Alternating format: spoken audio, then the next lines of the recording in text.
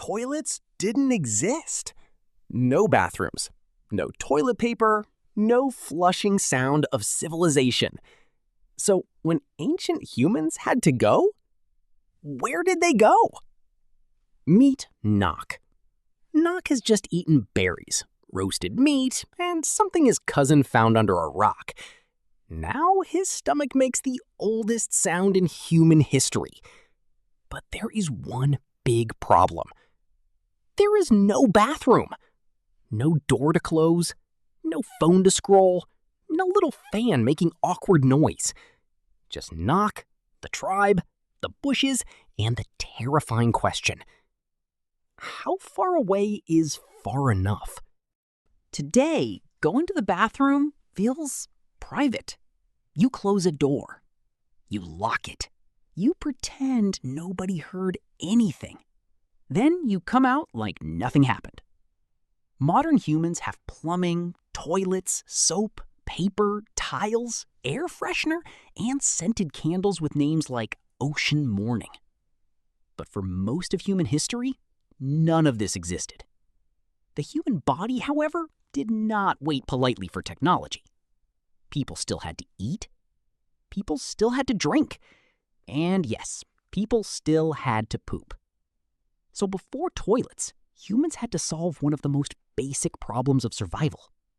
How do you stay clean, safe, and not embarrass yourself when the whole tribe lives right there? You walked away. Not too far because predators existed, but not too close because your tribe had noses. Ancient humans likely chose areas away from sleeping spaces, food preparation, and water sources. They may have used bushes, trees, rocks, or small pits. Sometimes they may have covered waste with dirt, ash, or leaves. This was not because they had a modern germ theory textbook. They probably did not understand bacteria the way we do. But humans are very good at noticing patterns. Bad smell near camp? Bad idea. Dirty water? People get sick. Too much waste in one place? Animals and insects show up. So even without science, ancient humans learned practical rules. Stay away from food. Stay away from water. Stay away from where people sleep. Basically, the first bathroom rule was, please don't ruin the camp. But this was more serious than embarrassment. Waste could attract predators. It could attract flies. It could contaminate water. It could spread disease. For a small group of humans, one careless mistake could become a real survival problem. Imagine Noak going too close to the river. The same river where the tribe drinks. The same river where they wash. The same river where someone just put the fish. That is not just rude. That is a disaster with legs.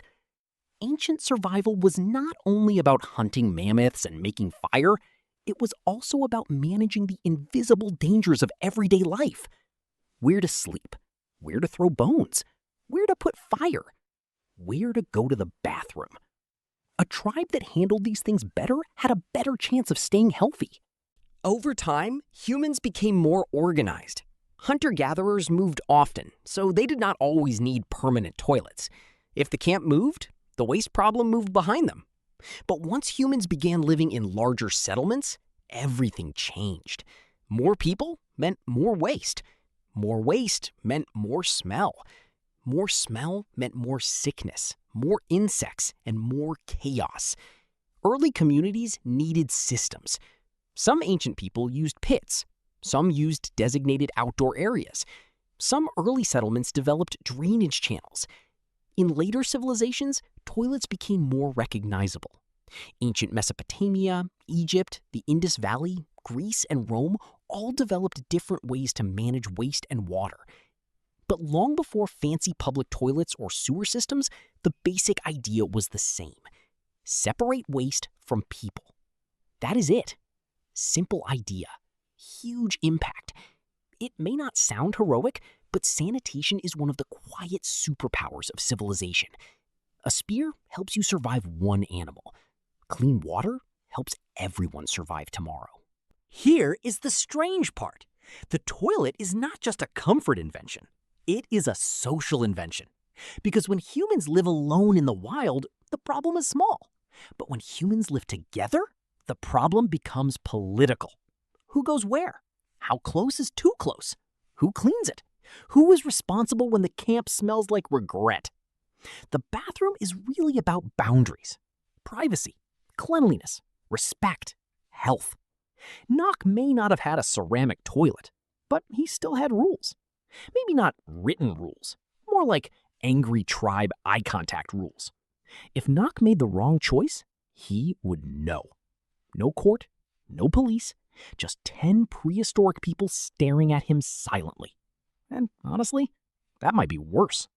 Today, we barely think about toilets. We press a button or pull a handle, and the problem disappears. Like magic. But it is not magic. It is pipes, water systems, engineering, city planning, cleaning, and thousands of years of people learning the hard way that waste cannot stay where humans live. Modern humans often feel more advanced because we have phones, cars, and Wi-Fi. But one of the biggest upgrades in human history might be the humble toilet. Not glamorous, not exciting, not something people brag about at dinner. But remove it for 1 week, and society suddenly becomes very honest.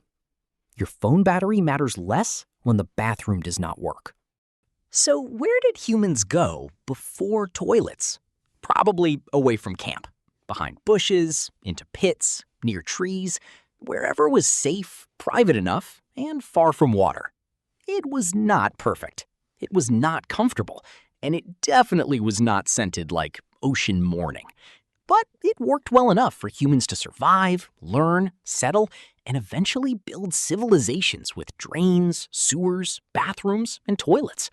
So the next time you walk into a bathroom, remember Nock. Because to him, your toilet is not boring. It is a miracle chair connected to an underground river of civilization.